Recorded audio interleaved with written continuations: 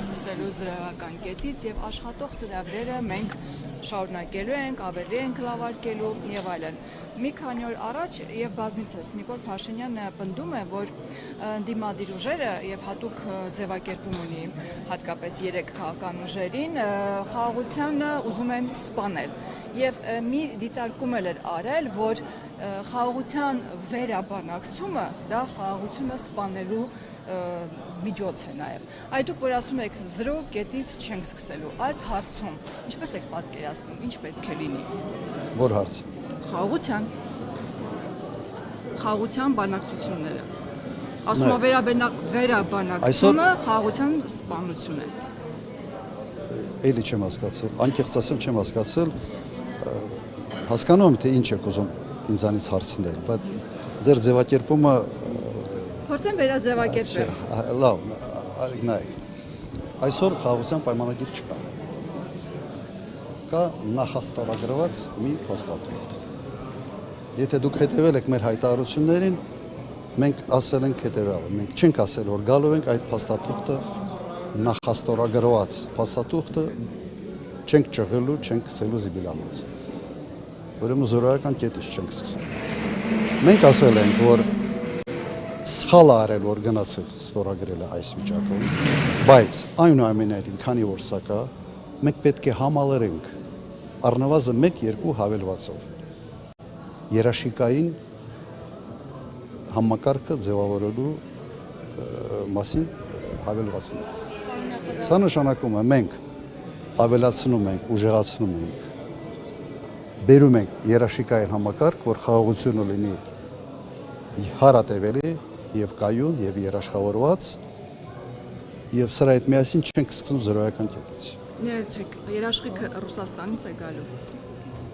Մենք ասում ենք հետեւյալը. չի կարող լինել խաղաղության պայմանագիր առանց երաշխիքային համակարգ։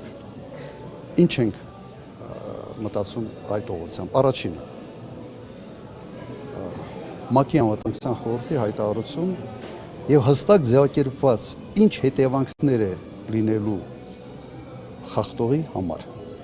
Վատ բան է։ Ինչի պետք է Հայաստանի Հանրապետությունը այս հարցադրումը չհետապնդի այս նպատակը։ Ես չեմ հասկանում։ Երկրորդը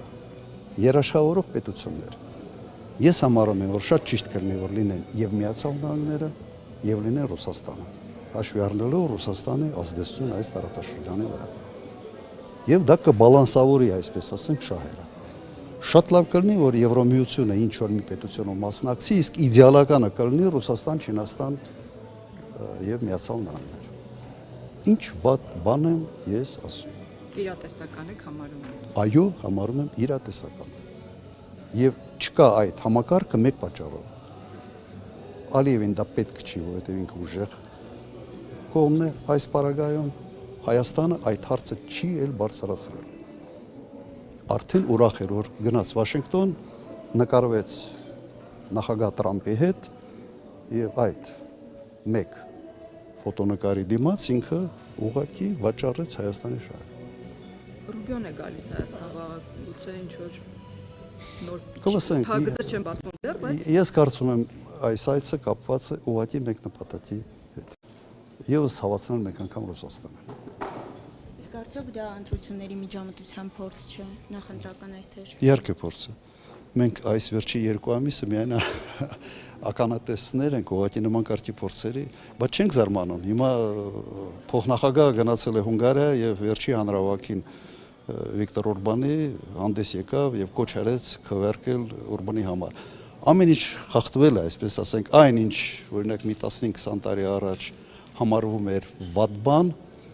հիմա չգիտեմ ինչու համարվում են մեկ այլ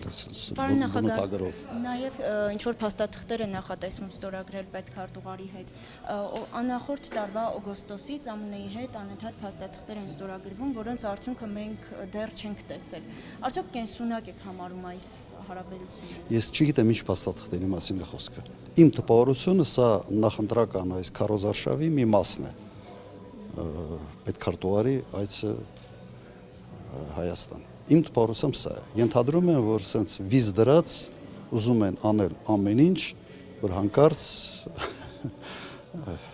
Նիկոլ Փաշինյանը այս ընտրությունները չկորցնի։